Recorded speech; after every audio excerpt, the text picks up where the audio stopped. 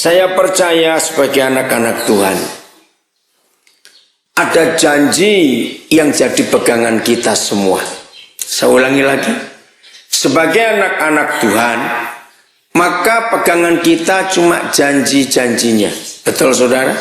Tidak ada yang lain. Dalam hidup ini kita percaya bahwa banyak orang berjanji kepada kita begini begitu. Nah, janji itu seringkali menimbulkan harapan. Waktu kita masih kecil, kita ingat bagaimana kita dengar ayah berjanji, ada papa adik berjanji, mungkin kakek atau nenek berjanji. Nanti kalau ke Biak atau kemana, ke Jayapura, kemana, lalu mereka bilang nanti kalau pulang akan bawakan sesuatu. Saya percaya muncul sesuatu di hati kita sebagai anak-anak waktu kita dengar janji itu. Nah saudara, Tuhan kita itu penuh dengan janji. Maka itu kitab suci kita disebut perjanjian lama dan perjanjian baru. Memang ada janji-janji di dalamnya. Nah, janji-janji itu yang menghidupkan kita semua. Katakan amin. Nah, janji-janji itu yang membuat kita punya harapan. Mari kita buka kitab Ibrani. Kitab Ibrani pasal yang ke-6. Nah, saya tidak tahu berapa banyak di antara saudara, maaf, bukan saya mengungkit, membuat luka lama di hati saudara muncul, tidak. Tapi hanya contoh. Saya tidak tahu berapa banyak di antara saudara selama di dalam tempat ini, saudara pernah dijanjikan. Entah dari pihak pengadilan, atau dari pihak lapas, atau dari pihak teman-teman, keluarga, saudara kita yang di luar, ya saya tidak tahu.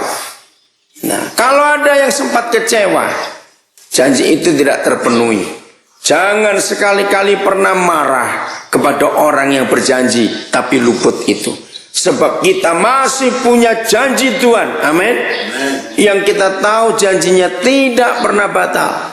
Nah, apa yang dimaksudkan dengan janji Tuhan itu? Saya baca mulai ayat yang ke-9. Ibrani pasal yang ke-6 ayat yang ke-9. Kita lihat ini. Judulnya apa dalam kitab saudara? Nah, itu dia berpegang teguh pada pengharapan. Mengapa kita punya harapan? Karena ada janji. Betul? Saya tanya lagi. Mengapa kita punya harapan? Karena ada janji. Nah, inilah janji yang Tuhan berikan buat kita. Tetapi, hai saudara-saudaraku yang kekasih, sekalipun kami berkata demikian tentang kamu, kami yakin bahwa kamu memiliki sesuatu yang lebih baik, yang mengandung keselamatan. Nah, ini yang Tuhan janjikan. Sebab Tuhan bukan tidak adil, sehingga ia lupa akan pekerjaanmu dan kasihmu yang kamu tunjukkan terhadap namanya oleh pelayanan kamu kepada orang-orang kudus yang masih kamu lakukan sampai sekarang. Tetapi kami ingin supaya kamu masing-masing menunjukkan kesungguhan yang sama untuk menjadikan pengharapanmu suatu milik yang pasti sampai pada akhirnya, agar kamu jangan menjadi lamban, tetapi menjadi penurut-penurut mereka yang oleh iman dan kesabaran mendapat bagian dalam apa yang dijanjikan Tuhan. Saya ulangi 12, agar kamu jangan menjadi lamban, menjadi lemah, menjadi putus asa, menjadi marah. Kenapa? Karena seringkali pengharapan kita bilang janji-janji Tuhan kabur. Tapi lihat ayat 12. Saya ulangi, agar kamu jangan menjadi lamban, tetapi menjadi penurut-penurut mereka yang oleh iman dan kesabaran. Garis bawah ini saudara-saudara, oleh iman dan kesabaran mendapat bagian dalam apa yang dijanjikan Tuhan. Sebab ketika Tuhan memberikan janjinya kepada Abraham, ia bersumpah demi dirinya sendiri, karena tidak ada orang lain yang lebih tinggi daripadanya. Jadi janji Tuhan yang dia berikan kepada kita itu dengan sumpah. Maka itu kita tidak boleh ragu-ragu dalam menantikan janji itu. Tadi dikatakan perlu dua hal untuk menanti janji. Iman dan apa tadi? Kesabaran. Catat itu, iman dan kesabaran. Karena dengan janji, kalau kita sabar dan kita menantikan dengan iman, maka sungguh Tuhan akan mengenapi janji itu. Mari kita buka Bilangan 23 ayat 19. Biarlah firman ini jadi pegangan yang kuat, ya. Kitab yang keempat dari Musa, Kejadian, terus Bilangan itu yang keempat sebelum kitab Ulangan. Pasal 23 ayat 19. Yang tidak hafal Alkitab, saudara catat ayat ini dan kita simpan baik-baik. Oke? Bilangan 23. Di depan ya, di depan. Setelah Kejadian, Keluaran, Imamat, Bilangan, lalu Ulangan. Pelan-pelan saya akan baca. Tuhan bukanlah manusia sehingga ia berdusta, bukan juga anak manusia sehingga ia menyesal. Masakan ia berfirman dan tidak melakukannya, atau berbicara dan tidak menepatinya? Bisa berkata amin? Tuhan bukan manusia. Kalau namanya manusia pasti sering ingkar janji. Tidak. Apa yang dia katakan, itu yang dia genapkan. Ulangi lagi. Apa yang dia katakan, itu yang dia genapkan. Jadi dalam hidup ini saudara, percayalah bahwa rencana Tuhan itu sangat ajaib. Katakan amin. Dia nggak pernah bohong, dia nggak pernah berdusta. Maka itu lagi sekali, mengapa kitab suci kita disebut perjanjian lama dan perjanjian baru? Karena ada janji yang luar biasa di dalamnya. Dan itu harus kita pegang. Kekecewaan, putus asa, maaf saya berkata, kekecewaan, putus asa adalah hal yang paling sering dialami oleh semua orang seperti saudara di tempat ini. Nggak ada orang yang ingin tinggal di penjara, tidak ada yang ingin. Tapi ingat hari ini, seandainya ada di antara saudara merasa putus asa, merasa kecewa karena melihat hukuman terlalu lama, hari ini belajarlah untuk ingat-ingat janji Tuhan. Kalau kita baca dari Alkitab, itulah janjinya. Kita pegang betul-betul janji itu. Ingat kembali contoh, saya ulangi lagi waktu kita masih kecil. Semua anak itu akan bersuka cita, akan gembira, akan semangat kalau bilang ada janji dari orang tuanya. Ingat begitu waktu masih kecil? Kalau dengar janji, wah ingat sekali. Ingat waktu kita masih kecil, waktu itu mama bilang, papa bilang, nanti 2 minggu lagi kita akan ke Jayapura misalnya, atau akan ke Biak. Apa yang terjadi dengan kita? Bisa tidur nggak mulai hari itu? Ngerti maksudnya bisa tidur nggak? Sulit tidur. Kenapa nggak bisa tidur? Apa ada masalah? Tidak. Kenapa nggak bisa tidur? Menunggu kapan hari itu. Wah, ada sukacita. Padahal masih 2 minggu. Bisa juga tiba-tiba batal. Kalau cuaca buruk misalnya, kapal tidak masuk misalnya, dan macam-macam lagi. Tiba-tiba orang tua kita nggak punya uang. Tapi kita sebagai anak-anak nggak peduli tentang itu. Pokoknya mau pergi. Ada janji yang kita terima.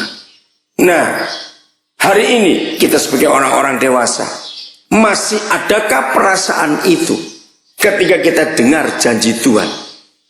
Kita bersuka cita, kita nggak bisa tidur menantikan janji itu digenapi. Masih ada tidak?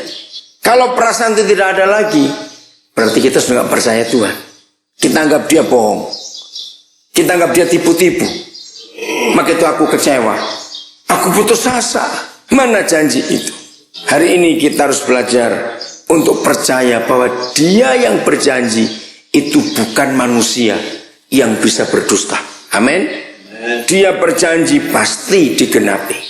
Roma pasal 4 kita melihat pengalaman bapak iman kita, yaitu Abraham. Ditulis oleh Rasul Paulus, bagaimana pengalaman imannya yang luar biasa. Ayat 18. Sebab sekalipun, dengar ya, Roma 4 ayat 18. Sebab sekalipun tidak ada dasar untuk apa? Berharap. Masih ingat? Yahweh janji apa kepada Abraham? Jadi apa? Bapak banyak bangsa. Yahweh menjanjikan anak. Ingat ya. Apakah Abraham pernah minta anak? Ayo, siapa tahu? Abraham pernah minta anak tidak? Tidak. Yahweh sendiri yang janji. Kalau kita pernah minta sesuatu, lalu Tuhan janji, itu lain cerita. Ini Abraham tidak minta. Tiba-tiba Tuhan berjanji, Yahweh berjanji, aku akan berikan kamu anak. Dan dari satu anak itu kamu akan jadi bapak banyak bangsa. Ternyata janji itu terlambat datang. Maka itu ditulis sebab sekalipun tidak ada dasar untuk berharap. Kenapa nggak ada dasar untuk berharap? Sarah sudah bertahun-tahun tidak haid lagi. Abraham pun sudah makin lemah karena umurnya hampir 100 tahun. Nggak ada dasar untuk berharap. Bagaimana bisa punya anak lagi? Tapi lihat firman ini. Namun Abraham bagaimana? Alkitab saudara bilang, namun Abraham bagaimana?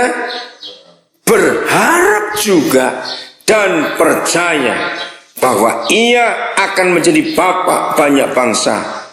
Baca sama-sama kalimat berikut. 1, 2, 3. Menurut yang telah difirmankan, demikianlah banyaknya nanti keturunan. Nggak ada dasar untuk berharap. Mungkin ada orang yang pernah berjanji kepada saudara, pejabat siapa misalnya di Nabi Resin, ternyata bapak itu dipindahkan ke Sumatera misalnya begitu. Bagaimana mau berharap? Dia sudah pergi, pasti kita kecewa. Nah, Tuhan kita, Bapa di surga, tidak pernah meninggalkan kita. Maka itu nantikan perjanjiannya itu. Ayat 17. Ayat 17 ya, kita naik ke atas. Seperti ada tertulis, engkau telah kutetapkan menjadi bapak banyak bangsa. Di hadapan Tuhan yang kepadanya Abraham percaya, yaitu Tuhan yang menghidupkan orang mati dan yang menjadikan dengan firman-Nya apa yang tidak ada menjadi ada. Nah, inilah iman yang dimiliki Abraham ketika Yahweh Tuhan meminta Ishak dikorbankan. Saya tanya kepada saudara, kalau dikorbankan itu tetap hidup atau mati? Mati. Mengapa Abraham berani menyerahkan anaknya itu? Ingat, Abraham pernah minta anak atau tidak? Tidak. Oke, saya beri contoh. Suatu hari, saudara nggak pernah mikir, apalagi minta. Tiba-tiba ketemu orang di OYH. Saudara kenal orang itu. Aku mau beri kamu motor. Oh ya? Kira-kira saudara, bagaimana perasaan saudara waktu mendengar orang itu menjanjikan mau beri motor kepada saudara? Ayo, bagaimana perasaan saudara? Tidak yakin. Enggak, ini benar orang itu mau beri. Senang tidak? Wah, senang sekali. Akhirnya saudara diajak ke dealer untuk ambil motor itu. Wah, senang. Baru sebulan dipakai, atau orang itu datang, aku mau minta lagi motor itu. Hati saudara bagaimana?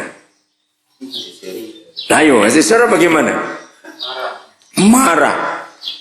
Marahnya gini, kalau gitu kenapa dikasih? Gak usah dikasih sekali waktu itu. Ingat, Abraham tidak pernah minta anak. Siapa yang janji? Tuhan. Ditunggu lebih dari 25 tahun, bayangkan. Datang. Ini anak sudah remaja. Alkitab nggak nuliskan, tapi kira-kira belasan tahun umur Ishak. Tahu-tahu diminta lagi oleh Tuhan. Kira-kira kalau saudara Abraham, saudara bilang apa? Pasti bawa parang itu. Jujur, kalau saudara itu Abraham, dikasih nggak itu anak? Wih, jahat sekali dong kalau begitu. Nah, ini luar biasa. Abraham kasih tidak? Rela tidak? Pernahkah saudara sadar? Ini hal yang luar biasa. Tidak pernah minta. Yang janji Tuhan sendiri. Anak sudah kelihatan besar. Diminta lagi. Saudara, nah ternyata Roma 4 ayat 17 itu yang menuliskan bagaimana Abraham rela memberikan anak itu.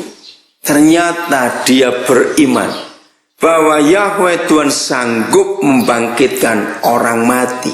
Nah, yang susah dimengerti, ingat, waktu zaman Abraham dari Kejadian 1 yang mulai penciptaan dunia sampai Adam dan Hawa dilahirkan, sampai punya anak, sampai Abraham, ingat, sudah pernah nggak ada cerita orang mati bangkit? Belum ada. Lalu bagaimana di hati Abraham ada iman bahwa dia percaya kalau Ishak diminta dan dikorbankan mati, maka Yahweh pun sanggup menghidupkan Ishak lagi. Nah, ini iman yang luar biasa. Belum pernah terjadi. Apa yang menyebabkan Abraham bisa begitu percaya? Karena dia kenal siapa Tuhan.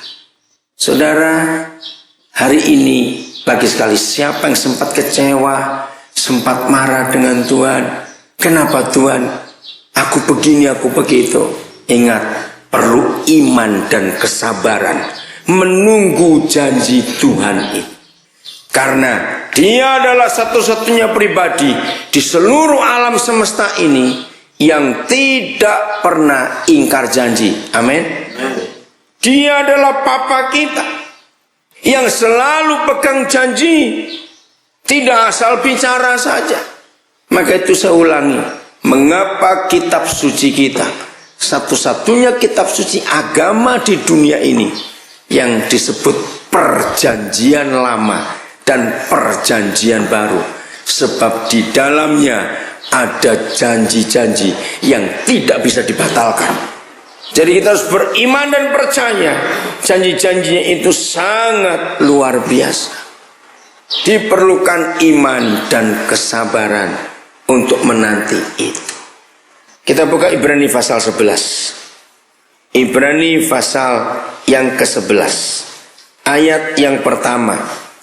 Inilah definisi iman itu. Ibrani 11 ayat yang pertama. Nah, Ibrani 11 ayat yang pertama. Iman adalah dasar, fondasi dari segala sesuatu yang kita harapkan dan bukti dari segala sesuatu yang tidak kita lihat. Gedung yang kita pakai ini ada fondasinya tidak? Saudara pernah lihat? Loh, saudara pernah lihat fondasinya enggak? Loh, enggak, saya tanya bukan ada. Saudara, ya oke, saya tanya lagi. Saudara percaya gedungnya ada fondasinya? Ada. Saudara pernah lihat? Tidak. Tapi ada tidak? Siapa yang beritahu? Kenapa saudara percaya gedungnya ada fondasinya padahal tidak lihat? Ngerti nggak ilustrasi ini? Maka itu ini ayatnya. Iman itu bukti dari segala sesuatu yang kita tidak lihat. Kita nggak pernah lihat gedungnya ada fondasinya, tapi kita percaya dia pasti ada. Nah, itu namanya iman. Bukti atau dasar dari segala sesuatu. Segala sesuatu yang kita sudah lihat itu nggak perlu iman, sudah kelihatan kok. Oke. Siapa pernah lihat buku bank? Bukunya ada angka-angkanya tidak di situ? Ada buku bank, tabungan, buku tabungan? Pernah punya toh? Ya, oke. Nah, ada angka-angkanya tidak? Ada. Misalnya di situ ada angka 1, 2, 3,5,350. Berapa juta itu? 12 juta lebih. Nah, kalau saudara melihat buku bank, buku tabungan itu, saudara punya uang atau tidak dengan angka segitu? Enggak punya, mana uangnya? Cuma angka. Loh, saya tanya kok. Loh, betul tidak? Oke, lagi sekali dengarkan ini. Ini arti Ibrani 11 ayat 1. Saya baca lagi ya, supaya saudara ngerti. Iman adalah apa? Dasar dari segala sesuatu yang kita harapkan, dan bukti dari segala sesuatu yang tidak kita lihat. Kita lihat fondasi gedung ini tidak? Tidak. Tapi percaya tidak? Dia ada, walaupun tidak kita lihat. Nah, itu iman. Iman adalah dasar dari segala sesuatu yang kita harapkan. Dasar. Saya tanya lagi, kalau kita punya buku tabungan, lalu di garis terakhirnya ada angka 1, 2, jadi 12, titik 850, titik 750. Jadi berapa jumlahnya? 12.850.750 rupiah. Berarti uang saudara berapa? Ya segitu. Kalau saya tanya, saudara punya uang tidak berarti? Ayo bingung. Loh, secara fakta nggak punya, tapi karena uangnya nggak ada, mana uangnya? Cuma angka di buku tabungan saja. Uangnya ada atau tidak? Tapi saudara punya uang atau tidak? Nah, bingung bukan? Saya ulangi lagi, coba tanya. Uangnya ada atau tidak? Gimana? Belum tentu. Nah, angkanya ada, angkanya, uangnya tidak ada. Tetapi saudara boleh berkata nggak bahwa aku punya uang 12 juta sekian? Boleh nggak berkata begitu? Bisa, memang uangnya. Orang tanya uangnya di mana? Tapi aku punya. Misalnya kantor bank itu terbakar. Ayo, banknya terbakar habis semuanya. Uang saudara ikut terbakar tidak? Tidak. Ayo, tidak. Siapa yang jamin? Betul? Nah, itu namanya iman. Kalau bank saja buatan manusia bisa menjamin, apalagi surga. Amin. Apalagi surga. Nah, jadi bawalah buku bank itu kemana saja untuk membuktikan saudara punya uang. Apalagi yang punya kartu ATM, nah itu lebih gila lagi. Punya uang tidak? Tidak. Mana plastik begitu ke uang? Betul? Mana uangnya? Plastik begitu. Tapi kalau dia ada isinya, kita punya. Nah, tunjukkan itu kepada iblis. Ketika kita banyak mengalami keraguan-raguan, putus asa, kecewa, buka kembali Alkitab saudara dan tunjukkan kepada iblis, ini janji Tuhanku kepadaku. Itu cara kita hidup supaya kita tetap punya harapan. Kita nggak putus asa, kita tidak kecewa. Karena janji-janji Tuhan kita itu ya dan amin. Tuhan berdusta? Jawab, Tuhan berdusta tidak? Tidak. Dia pernah tipu-tipu? Tidak juga, ya sudah. Pegang janji itu. Mungkin, nah ini masalahnya, mungkin agak lama. Seperti Abraham tunggu, mana janjinya?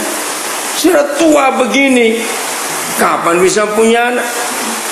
Bisa bayangkan nenek Sarah hari itu umur 90 tahun. Mana mungkin nenek-nenek hamil, menakutkan sekali nanti itu. Tapi janjinya tidak pernah batal. Walaupun lambat tetap digenapi. Itulah iman dalam kehidupan kita, memegang janji-janji Tuhan ini. Kalau saudara baca kitab Mazmur, Daud bagaimana bermazmur, banyak dia mengungkapkan janji-janji yang luar biasa itu. Maka itu kita harus punya iman yang sama yang dimiliki oleh saudara kita atau nenek moyang iman kita pada zaman perjanjian lama itu. Jadi dalam menunggu janji Tuhan, jangan putus asa, jangan kecewa, jangan kita marah-marah, karena janjinya itu pasti ditepati. Kalau kita pegang buku bank, kita percaya kita ada uang walaupun uangnya nggak kelihatan. Apalagi kalau kita pegang Alkitab, inilah firman Tuhan yang janjinya tidak pernah batal. Sehingga kita tetap semangat dalam hidup ini, kita tetap punya pengharapan dalam hidup ini. Seperti anak-anak kecil yang dijanjikan oleh orang tuanya, mereka tidak putus asa, malah mereka bergembira menunggu janji itu digenapi. Berapa ayat lagi untuk kita baca supaya kita dikuatkan oleh janji-janji Tuhan yang hebat itu. Kitab Galatia pasal yang keempat, kitab Galatia pasal yang keempat, ayat yang pertama. Nah, ada masalah baru dalam hidup kita. Masalahnya adalah kalau kita masih terus anak-anak, tidak jadi orang dewasa, maka janji itu nggak akan terjadi. Ayat 1 Galatia 4. Yang dimaksud ialah, Galatia 4 ayat 1, yang dimaksud ialah selama seorang ahli waris. Apa itu ahli waris? Apa arti ahli waris? Kalau ada orang kaya, yang mewarisi kekayaannya siapa kalau dia mati nanti? Kita anak-anak siapa? Pencipta alam semesta. Berarti kita juga ahli warisnya. Tapi ini masalahnya, selama seorang ahli waris belum akil balik. Apa kata lain akil balik? Ini bahasa Arab, akil balik itu dewasa, belum dewasa. Selama seorang ahli waris itu belum dewasa, sedikit pun ia tidak berbeda dengan seorang hamba. Sungguh pun ia adalah Tuhan dari segala sesuatu. Oke, kalau kita di Nabire menyebut nama toko Sinar Pagi, saudara muncul apa? Ayo, begitu mendengar kata toko Sinar Pagi, yang muncul di benak kita apa itu? Masa nggak tahu Sinar Pagi? Dealer apa dia? Honda. Oke, maka itu kalau kita di Nabire lalu dengar kata toko Sinar Pagi, muncul Honda. Betul tidak? Motor Honda. Nah, saya nggak pernah tahu ya pemilik toko Sinar Pagi anaknya berapa. Pasti mereka punya anak. Atau Asrat Abadi yang lebih gede, mobilnya banyak. Nah, pemiliknya punya anak. Kalau anaknya masih kecil, umur 7 tahun, umur 10 tahun, maksa bapaknya, nangis, Pak, minta mobil 1. Dikasih tidak? Kenapa tidak? Nah, itu masalahnya. Kalau seorang ahli waris belum dewasa, tidak beda dengan seorang hamba. Kenapa tidak beda? Sebab harus diawasi, dijaga karena masih kecil. Ini yang sering terjadi dalam masalah kehidupan kita. Kenapa seringkali janji-janji Papa di surga tidak terjadi dengan baik dalam hidup kita? Karena kita dianggap Papa masih kecil, masih belum dewasa, sehingga dia tidak bisa mempercayakan warisannya itu. Menurut anak itu, bapaknya, dia tahu bapaknya mobilnya banyak. Terus kalau dia nggak dikasih mobil, dia pasti berpikir bapakku jahat. Betul? Karena itu pikiran anak-anak. Seringkali kita menuduh Tuhan kita jahat dan kejam. Pikir dulu, bisa dipercaya atau tidak. Maka itu jangan suka kecewa dengan Tuhan, karena Papa minta kita harus menjadi dewasa sebagai anak-anak Tuhan. Nah, kedewasaan kita itu ditentukan bukan umurnya, umur berapa orang itu. Maaf, juga bukan ditentukan kumisnya. Tidak. Kedewasaan seseorang itu ditentukan oleh tanggung jawabnya. Maka itu bapak itu pemilik hasrat abadi akan memberikan mobil ke anak itu setelah bapaknya melihat apa? Anaknya bisa apa? Sudah dewasa, bisa dipercaya. Dalam Lukas 16 ya, ayat 10 sampai ayat 11 ada 3 ayat. Lukas 16, 10, 11, 12. Di situ Tuhan berjanji kepada kita, kalau kita diuji, dipercayai harta orang lain, lalu kita serius menjaganya dan bertanggung jawab, maka Tuhan akan mempercayakan yang jadi bagian kita. Baca coba, lihat Lukas 16, 10 sampai 12. Ayat 10, Tuhan menguji kita dengan perkara besar atau perkara kecil. Ayo baca, dengan perkara besar atau perkara kecil. Kecil-kecil dulu. Bisa dipercaya tidak? Kalau dia melihat kita bisa dipercaya perkara kecil, maka dia percaya kita perkara besar. Ayat 11, kalau kita dipercayakan uang dan kita jujur, maka ada yang lain yang Tuhan percayakan kepada kita. Ayat 12, kalau kita dipinjami harta orang lain, lalu kita rawat baik-baik, kita jaga baik-baik, maka Tuhan akan percayakan kita harta kita sendiri. Inilah cara Tuhan menilai kedewasaan kita, yaitu tanggung jawab. Contoh kecil, siapa pernah pinjam pulpen temannya lupa mengembalikan atau pura-pura lupa? Bagaimana kalau harta orang lain aja kita nggak jaga baik-baik? Saya selalu mengajar orang-orang yang kontrak rumah. Aneh, hampir semua orang, tidak semua orang, kalau masa kontraknya habis dan dia mau keluar, sebagian besar orang cenderung merusak rumah itu dengan kata, tidak ikut punya kok. Kira-kira ya atau tidak? Manusia itu seperti itu. Maka itu saudara, ayat ini Lukas 16 10 sampai 12 harus kita jadikan pegangan. Kalau saudara dipinjami sesuatu, jangan pernah berkata, tidak ikut punya kok, lalu kita seenaknya. Maka orang seperti itu pasti jadi orang miskin sampai dia mati, sebab dia tidak bisa dipercaya sama sekali. Kalau Tuhan menitipi kita uang 20.000, lalu kita jaga baik-baik, kita gunakan baik-baik uang itu, maka percayalah Tuhan akan mempercayakan kita 200.000. 200.000 dia percayakan kita pakai dengan baik, dia akan percayakan kita 2 juta dan seterusnya. Itulah 3 ayat Lukas 16 10 sampai 12 yang akan menunjukkan kita ini dewasa atau tidak. Walaupun kita ahli waris, kalau kita tidak jadi dewasa, ayah kandung kita sendiri tidak pernah menyerahkan. Saya beri contoh, saudara saja. Misalnya saudara ini punya 4 anak, saudara punya 10 pabrik, saudara kaya sekali. Dari 4 anak ini, misalnya anak nomor 3 suka judi, narkoba. Jujur, jawab baik-baik.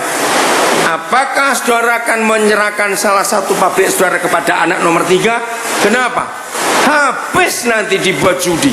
Walaupun itu anak kandung, pasti saudara akan menilai, dari 4 anak ini siapa yang bisa aku percaya. Betul? Nah, seperti itu Bapa di surga, janji-janjinya luar biasa.